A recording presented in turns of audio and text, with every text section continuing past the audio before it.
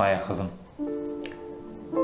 сен Алексин Тимеймен ару жүргенге 5 жылдан артық уақыт өтті. Бұлай жүре беруге болмайды. Сен мұнаятын кезде күлгенім адамдарға түсініспеушілік әкеледі.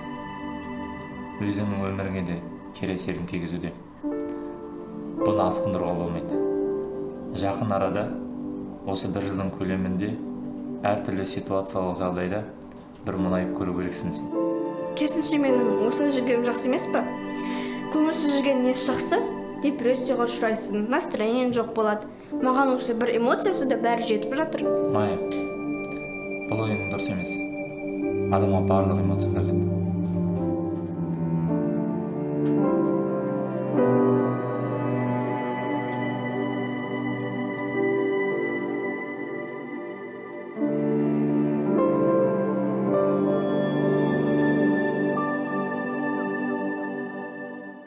Балалар, осы апта бойы біз табиғатты салатын боламыз. Сендерге оңай болу үшін ең бірінші осы аспанды салуларың керек. Содан кейін барып ағаштарды саласыңдар, содан кейін барып мына жақта өзендерді саласыңдар.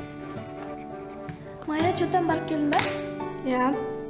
Не деді? Осы жылда өзімнің мұндай эмоциямды көрсетпесем, келесі жылы мәңгі осындай болып қалады екенмін. Мәңгілікке? Бұл жақсы емес қой.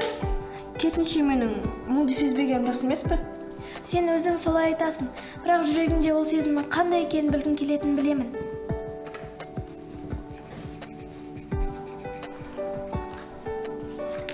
Апай, Жігердің қандай сурет салып жатқанын көрейінші, қасына барып отырсам бола ма?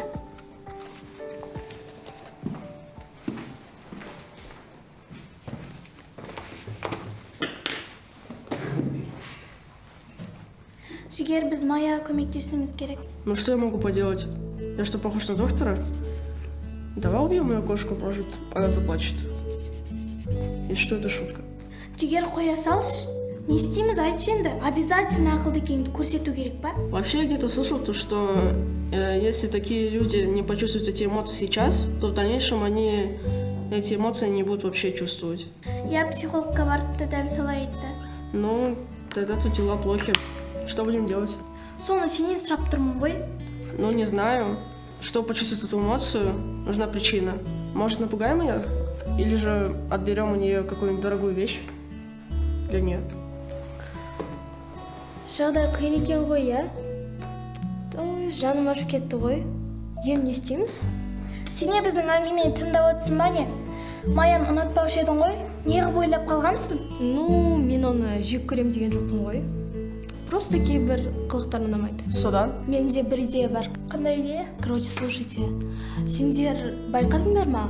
Майя өзімен всегда бір күнделікті алып жүреді. Давайте соны переменада жыртып тастайық. Құмаш, ол күнделікті жыртуға болмайды.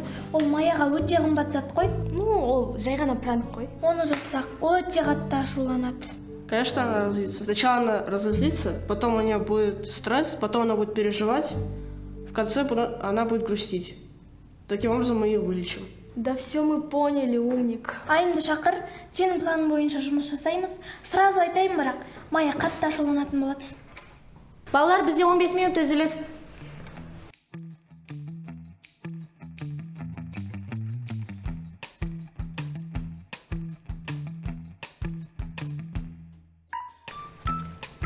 Айым қайда?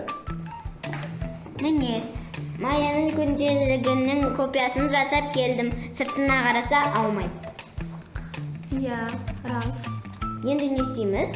Біз қазір бұл күнделікті жыртып, Майяның қасына қойып қоямыз. Ол неге ашуламайды, білесіңдер ғой? Бір рет көрейік. Ол қайғыруды білмейді. Директор ұрса да оған бәрібір. Көшеде өліп жатқан ит мысықты көрсе де оған бәрібір емес пе? Жақсы білесіңдер оның мұңая алмайтын. Жоқ болса бар қылдырамыз. Болды, бастаймыз. Қараңғы, бөлмеміз енді қараңғы. Қап қараңғы, қап қараңғы. Жаралы, жүрегім менің жаралы. Өзіңмен бір бақытта барамын. Бойыма қаныма сен тарады. Жестко. Теперь она точно будет в бешенстве. Она идет, походу. Так. Мына жерге не болған?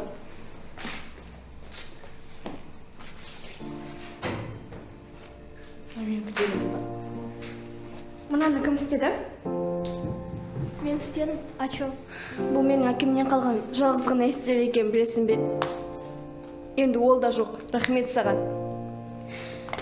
Әкемді ойлаған кезде всегда осы күнделікті оқитын едім. Не істедің енді мынаумен? Просто менің жыныма тиеді. Сол себеп жырт тастадым. Мә, сен жылап тұрсың ба, Майя? Мен жылап тұрмын ба? Мен жылап тұрмын. Значит, қайғыру деген осындай болады екен ғой?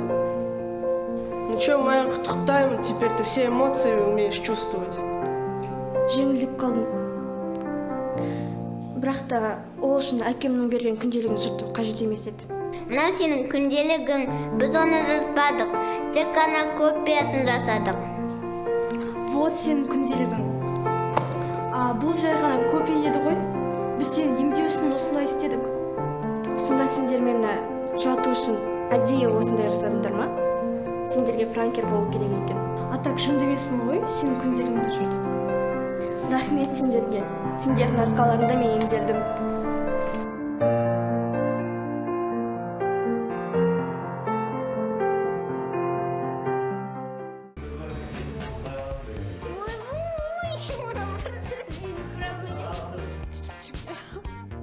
Керісінше мен өзімнен босамаспын.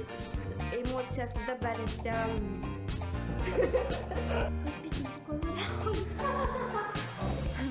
Я что, похож на доктора? Давай ее убьем.